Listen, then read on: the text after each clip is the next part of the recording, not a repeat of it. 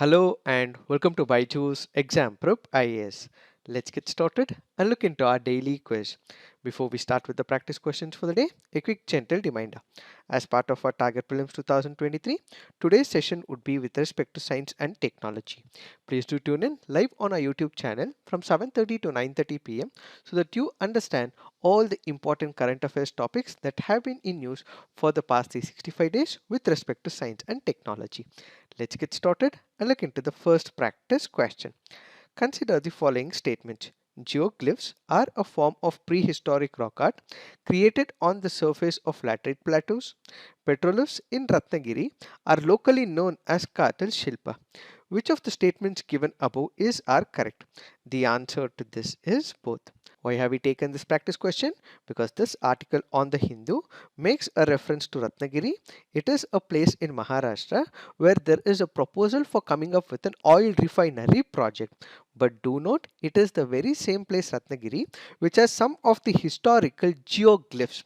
What are these geoglyphs? As the picture denotes, these are nothing but the handmade features created on the surface of the earth. They have been made by removing or clearing sand.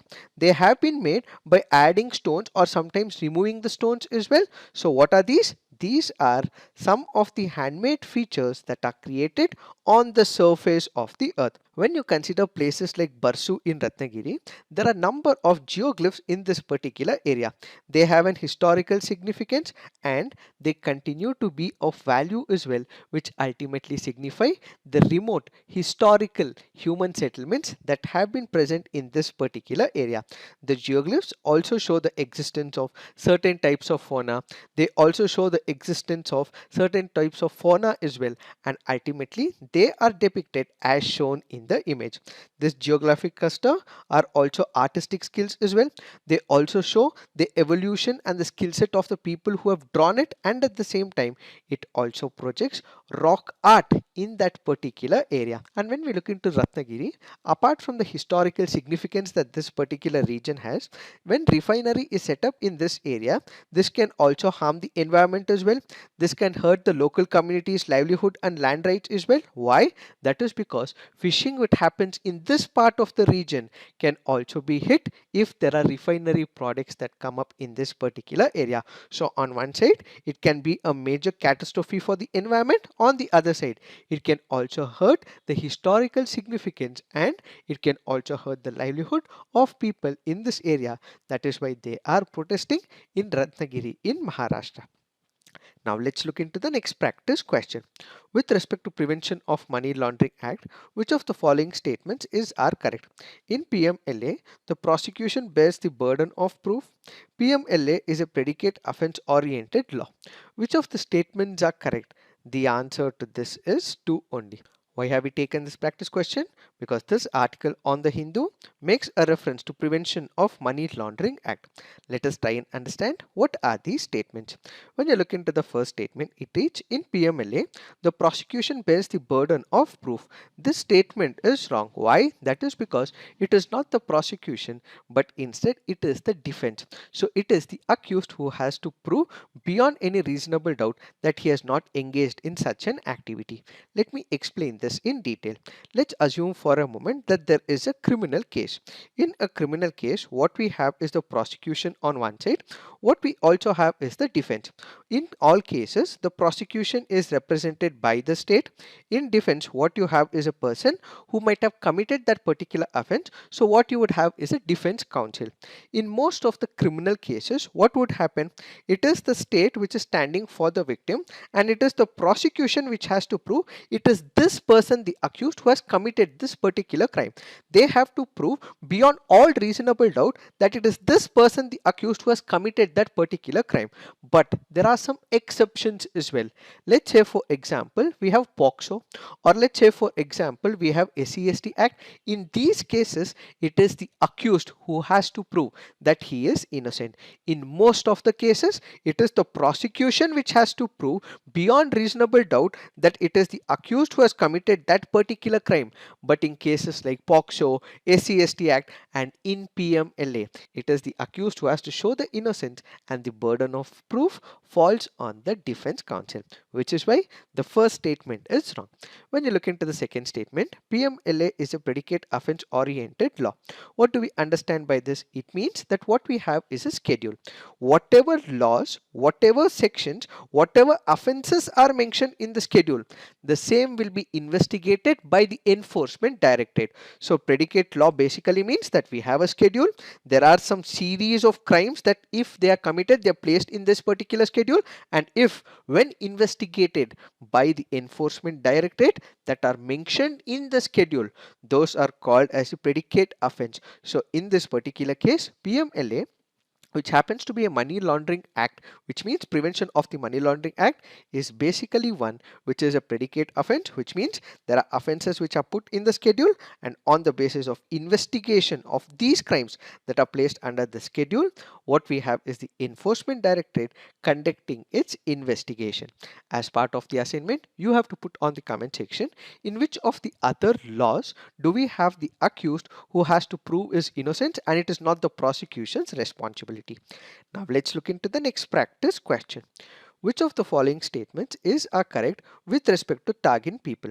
The Tagins are one of the major tribes of Assam. The most important festival of the Tagins is the Sindoni festival. Involves the veneration of the earth and the sun. Tagin happens to be a Sino-Tibetan language. Which of the statements are correct? The answer to this is 2 and 3 only. Why have we taken this practice question? Because this article on the Hindu makes a reference to Tagin, which is why we have taken this practice question. Let us try and understand what are these statements. When you look into the first statement, Tagins are one of the major tribes of Assam. No, this happens to be a wrong statement. Why? Because they are one of the major tribes in the state of Arunachal Pradesh. So it is not Assam, but instead it is Arunachal Pradesh. So the first statement is wrong. When you look into the second statement, the most important festival of the Tagins is the Sindonvi festival. Yes, this statement is right, and this happens to be a celebration similar to that of the New Year, where you have the local priests who perform all kinds of rituals for this particular festival. So remember, Tagin happens to be a tribe which is part of Arunachal Pradesh, and at the same time they are a member of a larger designation of Tani tribes, and the festival that they celebrate is Sidoni festival. Si here stands for earth, Doni here stands for sun. Tagin happens to be a Sino-Tibetan language. Yes, this statement is also right.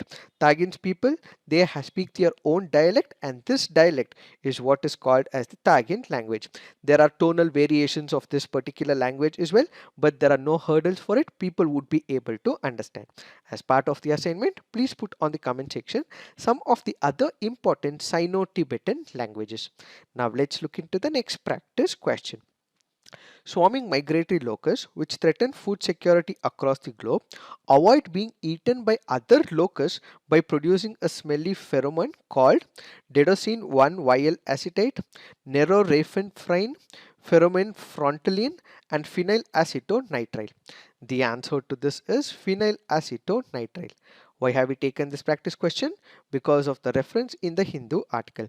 So this article goes on to say, swarming migratory locusts which threaten food security across the globe avoid being eaten by other locusts by producing a smelly pheromone called as phenylacetonitrile. The first important question that we have to understand is, what are these pheromones? Pheromones are nothing but the chemicals that are secreted by these species. So basically they are the one which is secreted by this particular species so that other species come to know about it. Let's say for example, some of the fungi, slime molds and algae use this particular pheromone as attractants in reproduction. So this is a kind of a chemical released by a species so that the other species gets to know about the existence of this particular species. When it comes to locusts, what they also practice is the practice of cannibalism. What is cannibalism? It is the practice of eating the flesh of one's own species. So we have the locusts. Locusts start eating other locusts as well. Why? Because this also acts as a source of nutrition for them in order to prevent this kind of cannibalism. What they secrete is a chemical, and when this particular secretion happens, other locusts do not eat and cannibalism can be prevented, and such a pheromone is what is called as phenylacetonitrile. So phenylacetonitrile happens to be a chemical released by the locust to prevent cannibalism within this particular fold of locusts. So what is the inference that we can draw? Since they are releasing this particular chemical, locusts will not have this cannibalism, and as a result they will continue to grow in population, and this can damage large swathes of land as well. Now let's look into the next practice question.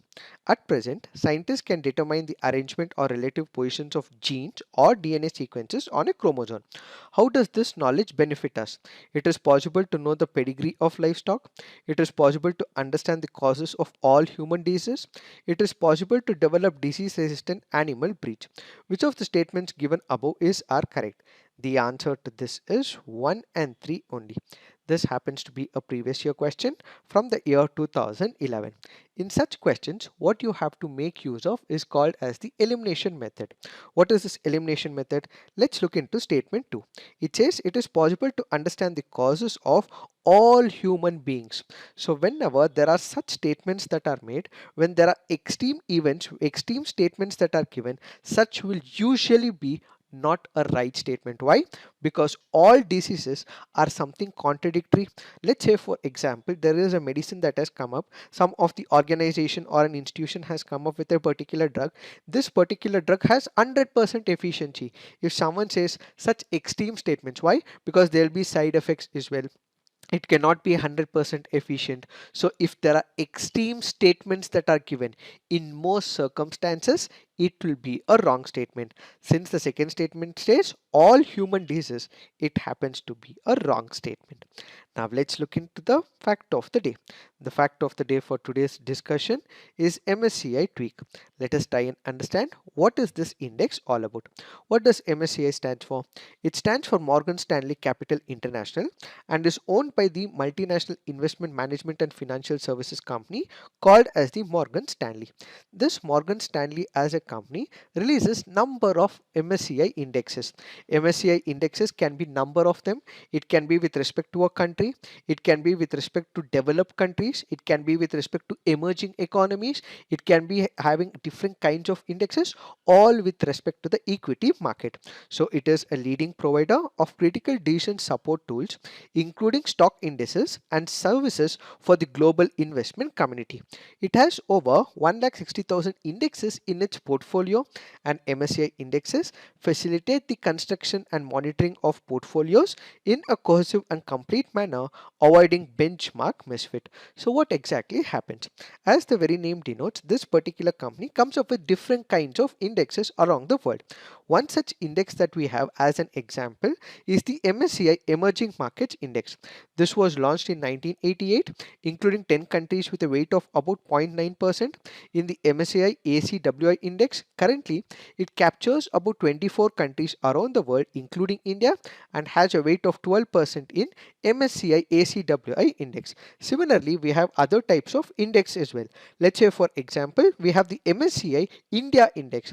This will measure the performance of many large and small cap segments of the Indian market, and at the same time it covers about 85% of the Indian equity universe. So what would happen? This particular index, which is released by the Morgan Stanley Capital International, is very important when it comes to the foreign institutional investors. What exactly happens? You have number of foreign institutions as well as individuals who also invest in India as well. What do they do? How will they invest in Indian market? What they constantly watch is for such indexes. If the index is not in the right position, they will not invest in a country. If the index is performing well, that is when they look into these indexes and ultimately invest in the market. If this particular index gives a gloomy picture, a bleak picture about that particular economy, that is when you will have the foreign investors immediately withdrawing their money in the security market. Currently, the HDFC Limited weight is about 6.74% in the MSCI India Index, and as per the preliminary calculations, the merged entity would have slightly lower weight of about 6.5%. So currently what we have is the merger of two HDFC entities whose total weight would drop if they merge together.